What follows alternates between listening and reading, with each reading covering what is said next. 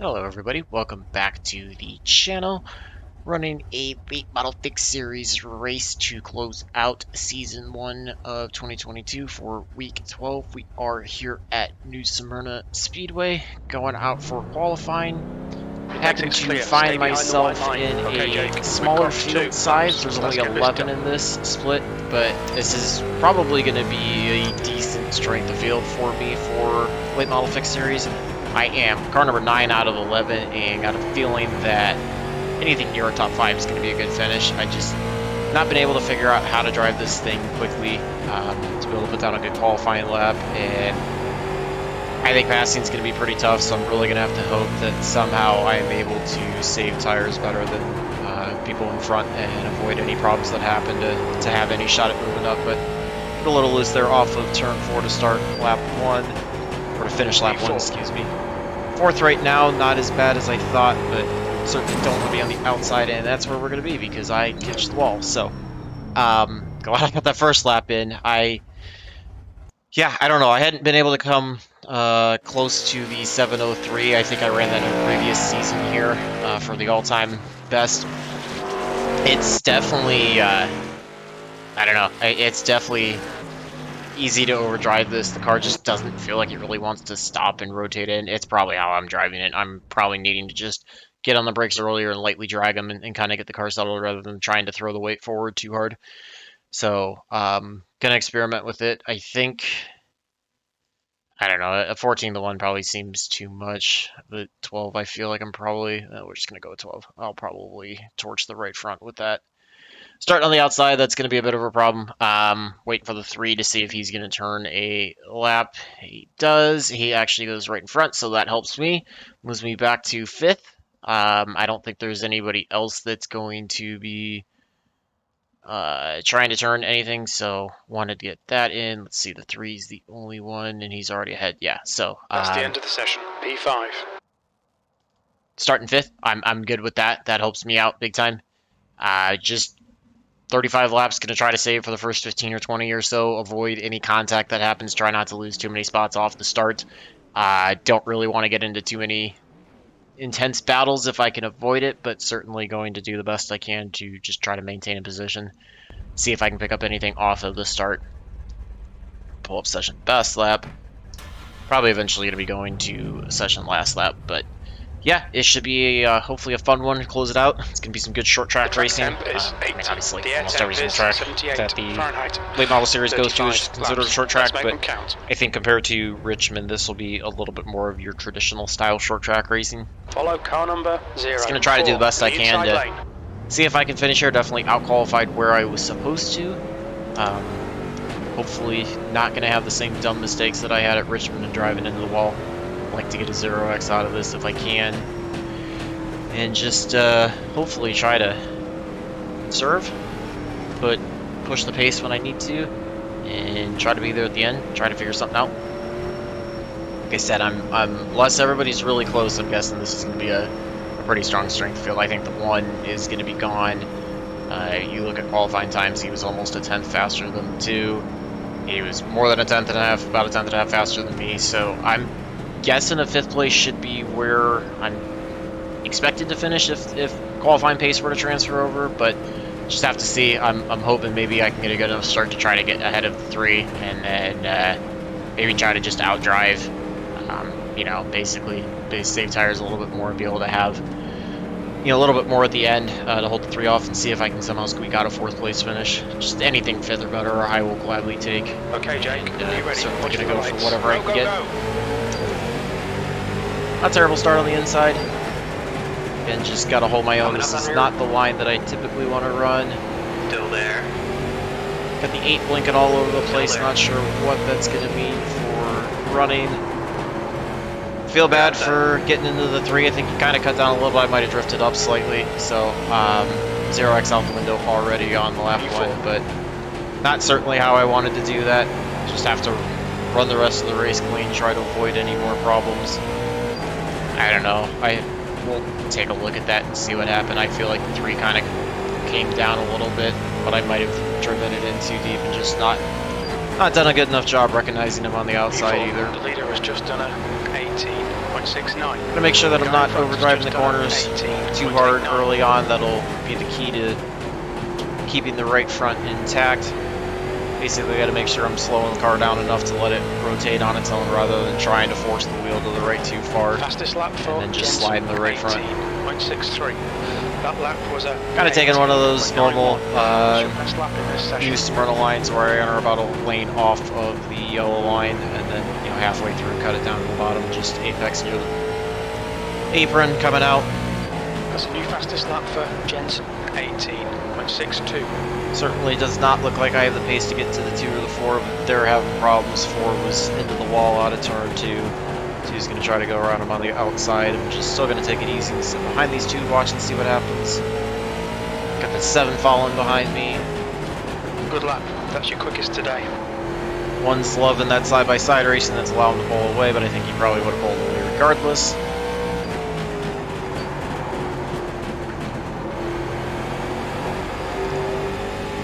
A little loose there through 3 and 4, but not too bad. Just trying to make sure I get the car slowed down enough to let it roll through the corners rather than really trying to force it or slide the front end. A little bit slower that time through 1 and 2, but I may have also been a bit slower sliding it down. 2 almost gets it with a 4. It does. You got one on the inside. No idea how I avoided both of them. That was road course slaloming at its best. That was, woohoo! That was a heart attack moment right there. That was crazy. 7 also somehow got through that. That'll actually put the 3 back to 4th. So crazy. I mean, I kind of saw contact happening between the 2 and the 4, but did not know I was going to have to avoid them like that. That was pretty intense right there. So put us into 2nd. Certainly 2 free spots that probably did not deserve at all, but not going to complain or hand them back and try to take advantage of it. 6/10 ahead of the 7 right now. 19.00. Goal at this point is just to try to drive the car as consistently as I can, cleanly as I can without overcooking the tires at all. Want to be able to have enough left that I can stave off any kind of runs that the 7 or the 3 might have. And just accept that I am not going to get to the 1 under any circumstances unless he has big problems. So no sense in trying to push it to catch him. I'd rather protect 2nd and bring it home 2nd in a better field than go after the win and die and finish way further back. The gap behind is Gap opened up to 7/10 over the 7, but it's stabilized the last couple of laps. So see, looks like we got a little bit of better run that time through 1 and 2, able to open up the gap a little bit. This would be a nice rebound from Richmond. I mean, I know I have the issue with the 3 to start, but certainly would be a nice way to close out the season in this series. Think of an adventure into open setup land for this series next season. Been kind of waiting to make this announcement. Wasn't sure when the best time would be to do it. If you have not read or heard already, I am actually going to be building setups for Team Goon Squad. We are for Season 2 going to be opening up and selling setups for a few different short track series as well as the C-Class truck series, open series. So I'm going to be doing that. Feel like I have learned a lot about building setups in a lot of the cars and put together decent setups that I feel are suited to improving performance but also are drivable by the average to above average driver. And I kind of feel like since I'm one of those, I really know, what's in touch there, what works. So going to be offering 2 different programs basically. We'll have a weekly setup program that you can purchase from. It'll include a couple different setups within it, one that's a little bit more optimal and probably a bit looser by that, and then one that's going to be a little more comfortable, but both will still be improvements over anything you could get, and then the other one will be kind of like an all-access that gets you the full season for that series, as well as access to resources that I use, resources that we provide, feedback from me, any kind of assistance that you Half need distance. with it. Fuel looks Really, good. my goal in this Going is behind not you to anyway. The gap's just now sell setups 1.21. and say, hey, this is, you know, what's going to work. The goal is to really teach everybody the knowledge behind, you know, where the setups come from, why things work the way they do, and how to be able to adjust them for different track conditions, weather conditions, driving styles, you know, how you might be driving the car, so that you can take a good piece of information, adapt it to you, and become even better with, you know, less time needed for it. So, series on plan for the next season are going to be the late model open series, both modified series SK and Tour Mod, as well as the Advanced Legends, and then, like I said, the C-Class trucks as well. So yeah, been waiting to make that announcement. Super excited for that. Team Good Squad's a great group of guys that we have a lot of fun. We're all ranges of drivers, so I think it's really going to be one of the best places as a resource for the average person that you're going to be able to come to learn, enjoy, improve it. You know, oval series, but not deal with any of the normal drama or anything that goes on with everybody else. So definitely, you're not going to see me acting in the same manner or doing any of the same methods. So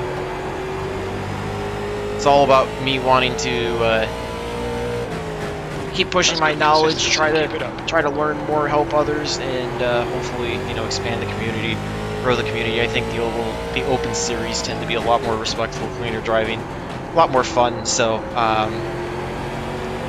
yeah, I just want to see the oval iRacing community grow and become even better and move to a better state than what it's in right now. And as I say that, you can see the 3 was able to get by the 7. He has come flying back, just has me absolutely destroyed in terms of time. He dives it in, I gotta let him go. There's no sense in fighting him.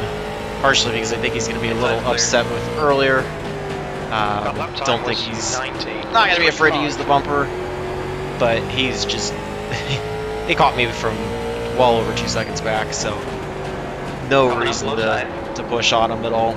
Let him have it. I'd rather have a 3rd place finish than fight it and get taken out. Which, there was the turn. That was what I was expecting. So, I'm gonna get rolling, and I just, yeah. Oh, Jake, restart it. Get the clutch in next time. Car's destroyed. We've had the meatball flag. And I get rolling. Feel really bad about that. Yeah, 3 was clearly not happy with me. So, yeah, that's, I guess, what I deserved. This car is beat. This car is tracking so bad. Yeah, I guess I deserved that. I mean, it was my fault for trying to get rolling again. I made that far worse than it needed to be. So, 35 just as I make that announcement, I look like an idiot. But yeah, we're just gonna get this repaired and finish the race out. 3, 2. I don't know. I mean, I feel bad for what happened with the 3, but Box now. No grounds for wrecking me when I was also trying to drive them as clean as possible. So, just get rolling. Try to finish out the race. There's traffic behind. Watch your mirrors. Don't cross the white line. It's been a bit of a struggle lately. Guys that are getting fed up. Thought I did a great job navigating by the 2 and the 4. I was going to put myself in a good spot. The 3 just didn't have it, so it's what it is. Try to get back to the 6 in a few laps. I think I'm probably 2 laps down. Ahead is increasing. It's now 1.92. Not sure if I'll be able to get to the 6 at all, but certainly going to try my best. I don't know. I mean, we'll take a look at, again, what happened on lap 1. I get the 3 zinger, and I probably did push up into him, but I don't think he understands. I don't know. I mean, regardless, like, a payback's just sometimes not necessary, and that's kind of why I don't want to deal with these fixed setup series as much. Even if I did deserve it, it's just, it's not fun when that's what everybody wants to do. So 1.8 back of the 6, don't think we're going to get there. I think we've only got 4 to go, 3 to go, something like that. Yeah, super frustrating, but it's kind of how the last couple weeks have been, unfortunately. Ahead is now and I'm sure I'm going to show it and look really bad, but just, it is what it is, I guess. We need to pass Masters to get the lucky dog position, P8. 2 laps remaining. Guess 8th place is technically still ahead of where I was supposed to finish, so yeah. Beating iRacing's expectations, even if that means, you know, losing iRating. Yeah, we are going to be 2 laps down, so White flag. got the white flag. Not going to get to the 6. He would have to wreck badly. We're running about even with him, so I don't know. That's what it is. Could probably make a case for protesting the 3 for intentional wrecking, but it's not going to be worth it. There we go, it's over. Bring it back round. It's not going to be worth it. We'll just take a look at everything and see what happened. I don't know. I get frustrated by that kind of stuff, unfortunately. Should have had just a 4x race, and unfortunately it turns worse than that. So let's take a look at the far chase pull first lap, see what happened there. Alright, so 3 has to check up, stay off of the 2. And kind of overshot the corner, pushed up a little bit, but you know, didn't really do anything too bad there. Okay, so let's see what happens here. This is where it's going to get interesting because I don't think he was quite clear to turn down. See, I don't know how much more I'm supposed to back out in this situation. I mean, it's very clear that by the time I make the contact, he's coming across my nose. But I don't know. My issue is I'm inside of him. Like, at this point, when I'm close to his number, he's kind of got to concede the inside line to a degree. He just continues to cut all the way down, and I'm already on the brakes. And I was not expecting him to cut down quite as much as he did. I guess that's my fault for not cutting lower sooner, but you know, I started the turn in there, and he's already coming across the nose. I don't really know what I'm supposed to do at that point to avoid him. I mean, again, I feel really bad, but like I feel like he's got to take a little bit of an ownership of understanding that I'm here, and yes, he's gonna outbrake me because I'm not as quick, but he can't just cut down and assume the line. So let's look at it from a little bit more of an overhead view, and I think it'll change. Okay, so you can see nose is at his number, and I'm to his inside. So we start. There's my braking. I'm off the throttle, getting on the brakes. Got a decent amount of brake in. Haven't turned in yet because I didn't want to cut in too shallow, but he's just coming down the track. Just coming down the track all the way. It was technically netcode, to be honest. Like, we didn't actually even physically make contact. It's technically netcode. He would have come across my right front. And it just sent him spinning, so, I get it, but, like, I don't really know, like, I don't think I can just bail out completely like that either. That's, you know, that's hard to say, so feel free to leave your thoughts on that one. I feel like that's kind of a bit of a racing deal. Bet on the 3 as well. I mean, I understand I probably, 1 lap in, probably should have just backed off and let him have it, but I thought I was slowing down and then was going to turn in, and I thought he would understand, you know, that I was to his inside and that he couldn't just take his normal line. So it's, and then once he started cut down, short of trying to somehow turn the car to the left and yank to the left, which I don't think I really could have done, I don't see how I could have done anything differently. So that's kind of a rough deal. Let's watch a couple laps before, set the stage for what's going to happen to end the run. So 3's catching up. Bring this up a little bit so we get a little more of an overhead. So 3's coming to the inside. I'm trying to give him all the room on the bottom, trying to be as respectful as I can. Yeah, I don't know. I mean, I get he's angry, but go watch him. He's going to clip my back end. He's going to come behind me and come across the nose, or come across the rear end and get me with his nose. Fine, no problem. I'm going back to my normal line because we're single file at that point. Not really doing anything aggressive blocking. I see him there, so I just bail out and let him have it because, again, I'd rather finish 3rd. then, finish second. Don't cart him down. Let's see. This is where it's ridiculous. So we're gonna come out of turn 4. We're gonna go down the front stretch. I'm gonna watch this in relation to that seam. Come up, take my line, keep him there. I guess I drift in ever so slightly, but he's coming up the track, clips me there. So let's watch it from his perspective, because he's definitely coming up the track. You can see in relation to the seam, he's coming up far more than I'm coming down.